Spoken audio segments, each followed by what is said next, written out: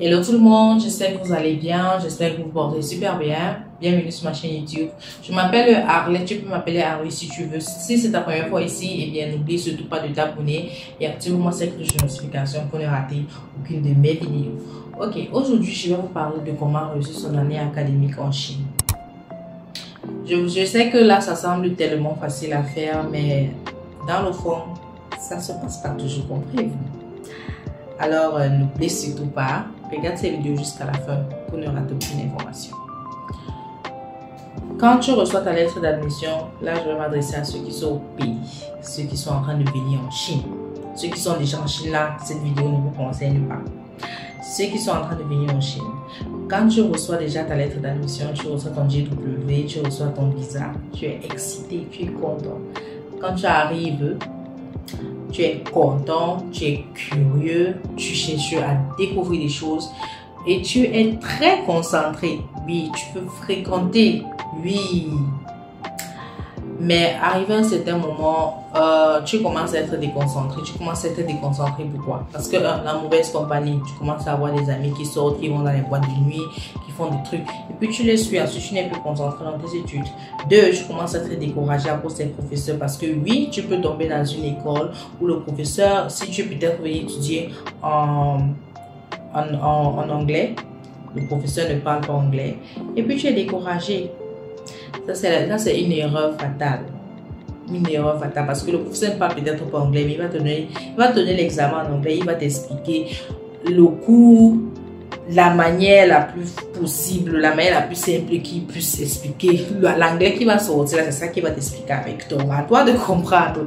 Mais ce qui est sûr, c'est que tu vas finir par composer. Donc, à toi de te débrouiller. Soit tu te débrouilles à comprendre le chinois, soit tu te débrouilles à comprendre son anglais qui te parle et puis tu essayes de composer. Donc, il y a aussi une autre chose qui peut te déconcentrer, c'est la dépression. Ah, je ne parle pas assez de ce sujet-là. Quand tu vas arriver en Chine, il y aura un temps où tu seras très déprimé. Il y aura un temps où tu seras super triste. Pour rien, juste comme ça. Ce qui cause ça, c'est la solitude. Tu n'as pas de famille. Les gens que tu considères comme tes amis ne sont pas vraiment tes amis. Ce sont juste des amis par occasion. Genre, ton ami de la fête, ton ami des cours, ton ami, bref, en général, tu es seul. Oui. Et aussi le fait peut-être de rester parfois, tu te connectes sur WhatsApp, tu vois peut-être tes anciens camarades que tu as laissés au pays, tu vois comment ils vivent, comment ils sortent, comment ils sont heureux, ça te rend encore plus déprimé. Donc voici tant de choses qui peuvent te détourner de tes études, qui peuvent te déconcentrer. Donc comment pallier à ce problème-là, comment pallier à cela? Déjà, quand tu arrives à un niveau où tu commences à être déprimé, cherche à faire une activité. Tu peux commencer la vente en ligne, parce que c'est possible de commencer la vente en ligne en Chine. Ça va beaucoup t'occuper. Ou bien tu commences à faire du sport. Oui. Ou alors, tu cherches à donner des cours. Soit tu donnes des cours à des Chinois, tu donnes des cours. En fait, tu cherches à donner des cours. En fait, tu cherches quelque chose qui va t'occuper. Parce que ce qui amène la dépression, c'est parce que tu es seul. Tu n'as rien à faire. Tu commences à penser. Tu commences à avoir des idées dans ta tête. Ok?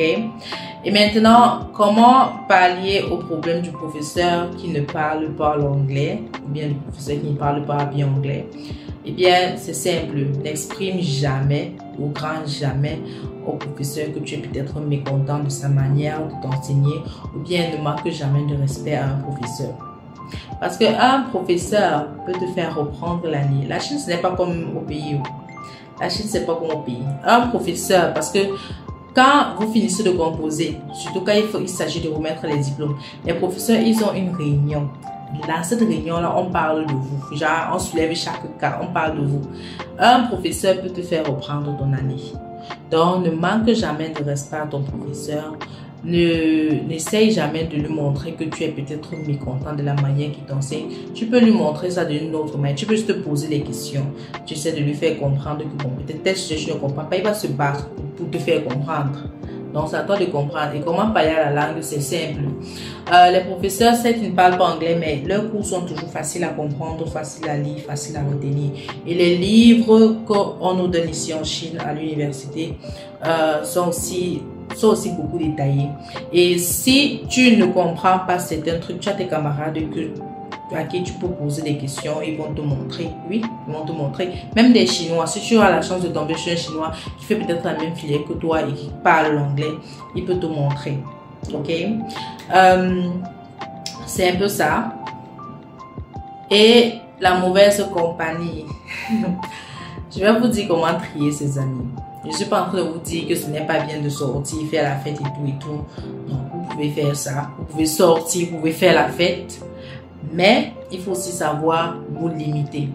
Comment trier ses amis? Parce que dans chaque classe, on a toujours ce gars-là qui est dans les boîtes de nuit chaque jour.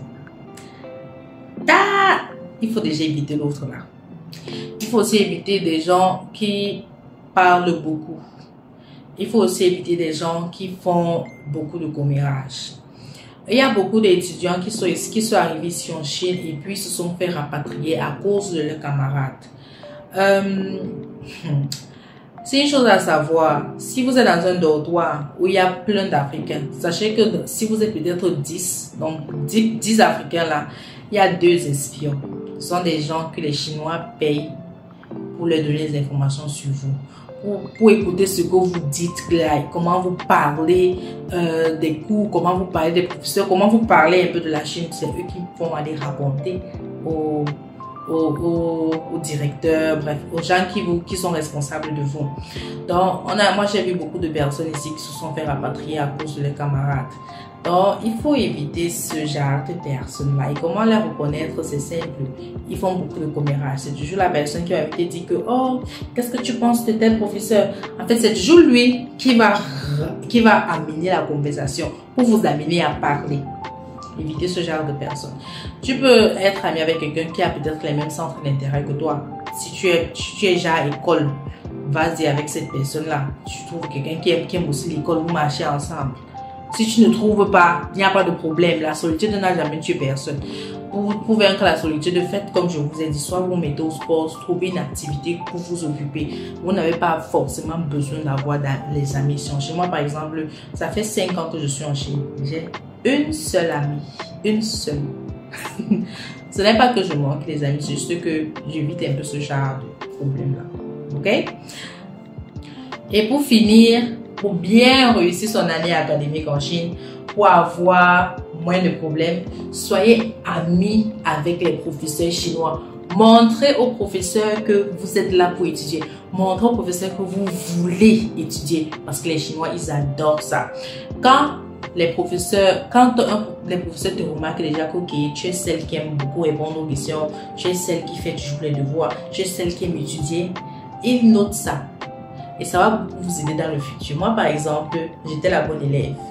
Ce qui fait que quand j'ai peut-être eu mon enfant ici en Chine, l'école ne m'a pas dérangé parce que bon, on savait que bon, c'est une bonne élève, elle ne dérange pas. Ouais. Ce sont quelques petits trucs que tu fais dans ton quotidien qui vont avoir un impact très grand dans le futur. Ok? Soyez cette bonne élève-là. Soyez celui qui est toujours à l'heure parce que les Chinois détestent le retard. Les professeurs détestent le retard. Soyez toujours à l'heure. Soyez l'élève genre irréprochable. Parce que demain, ça va vous aider soit dans votre vie sociale, soit dans vos notes. On a eu beaucoup d'étudiants qui ont eu leur premier travail après les études grâce à leurs professeurs. Donc, soyez comme ça pour réussir votre année académique en Chine. N'écoutez pas ce que les gens vont raconter que oh, la Chine c'est un mauvais pays. Nanana. Oui, c'est pas un pays parfait, mais c'est pas aussi un mauvais pays. Dans lequel il y a des opportunités. Il faut juste savoir les saisir. Il faut juste savoir comment les saisir. Donc, j'espère que cette vidéo va t'aider à le faire. J'espère que je t'ai donné l'information dont tu as besoin. Et si tu as eu ton visa pour venir en Chine, eh bien, félicitations. Et j'espère que cette vidéo sera un très bon guide pour toi. Alors, à bientôt. Take good care of yourself. Bye bye.